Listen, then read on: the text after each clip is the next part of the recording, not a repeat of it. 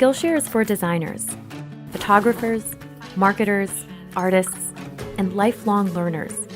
Skillshare is for foodies, commuters, risk takers, the young, and the young at heart. It's for strategists, free spirits, purists, the bold, the curious, the characters, the makers, and the breakers. Skillshare is for everyone, an online learning community with thousands of classes to advance your career, improve the world, and pursue the work you love. What will you learn next? It all starts on Skillshare.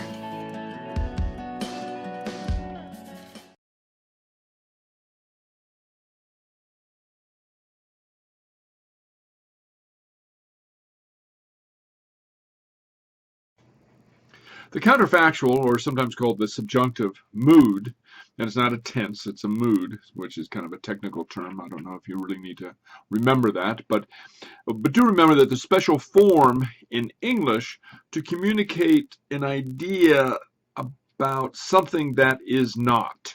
That's counter to fact. And very often we refer to this in the past, but sometimes in the present.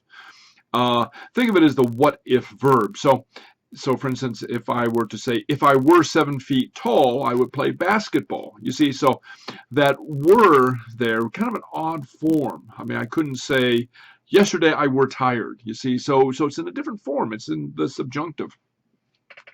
And I am speculating about if I were tall, that I'm not. I'm more than a foot shorter than that. But if I were, perhaps I would enjoy playing basketball against very tall people. Okay. And we have a quote from Stephen Hawking, the famous physicist Stephen Hawking. We can't predict what it'll be when we find it, because if we knew that, we would have found it already. So here we have, again, the counterfactual. If we knew that. You see, he's not saying if we know that. He's saying if we knew that. And so here we have what might be a little confusion about the form that the counterfactual takes. In that sometimes it looks like the past tense. In fact, very often when we're using it in the present, it looks like the past tense, but it's not the past tense. It's the counterfactual. And I'll go on and explain that a little bit further as we go forward. And the past tense counterfactual actually looks like the past perfect. If Kabowski had made that last field goal, we would have won the championship. If he had made.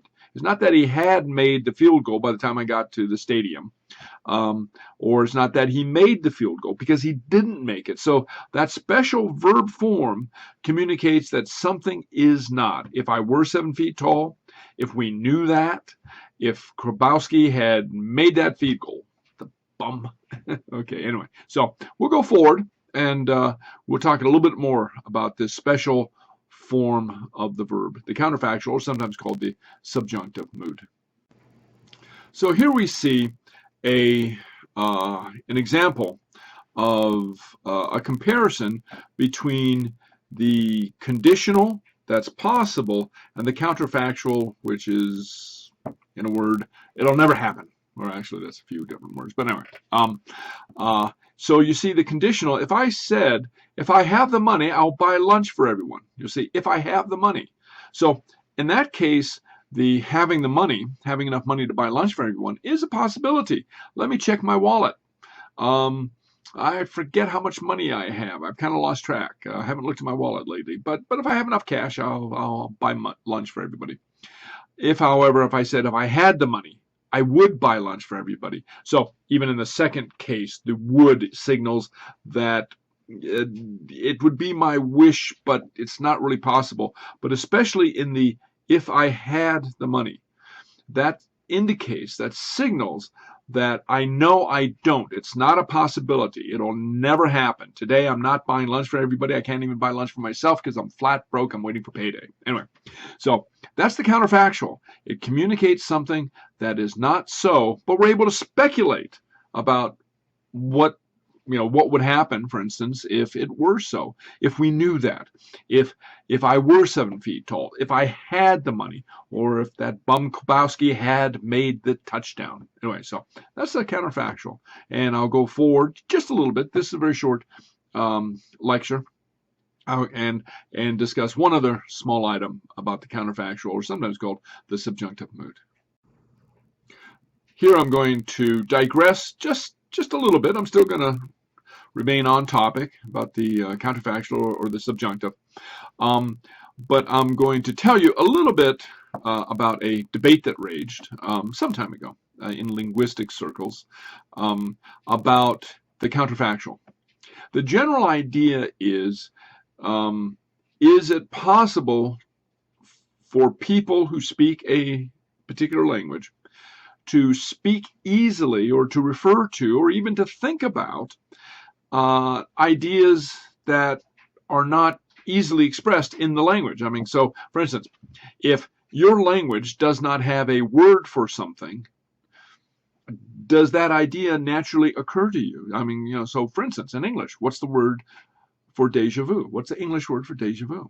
Well, we don't have one. So in order to express that idea, we borrowed from the French.